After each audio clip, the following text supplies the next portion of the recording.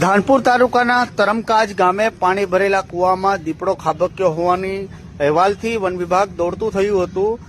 રાત્રિના સમયે ખોરાકની શોધમાં આવેલો વન્યપ્રાણી દીપડો તરમકાજ ગામે પાણી ભરેલા થાળા વગરના કૂવામાં પડ્યો હતો, જેના પગલે તેને રેસ્ક્યુ કરવાની કામગીરી હાથ ધરવામાં આવી હતી। આ ઘટના તરમકાજ ગામના હસમુખભાઈ રામસિંહભાઈના કૂવામાં બની હતી, જેમાં દીપડો પાણીમાં ખાબક્યો હતો। આ ઘટનાની જાણ આસપાસના ગ્રામજનોએ વન વિભાગને કરતા દેવગઢ બારિયા વન વિભાગના ડીસીએફ મિતેશ પટેલ, એસીએફ ધાનપુર તેમજ આરએફઓ સહિત વન વિભાગનો કાફલો ઘટના સ્થળે દોડી આવ્યો હતો। ઘટનાની ગંભીરતાને ધ્યાને લઈ વન વિભાગે કૂવાને જાળી વડે કોર્ડન કરી આ વન્યપ્રાણી દીપડાનો રેસ્ક્યુ ઓપરેશન હાથ ધરવામાં આવ્યું હતું। ભારે જહેમત બાદ રાત્રિના સમયે દીપડાનો રેસ્ક્યુ કરી સલામત રીતે બહાર ખસેડવામાં આવ્યું હોવાનું વન વિભાગના સૂત્રો દ્વારા જાણવા મળી રહ્યું છે।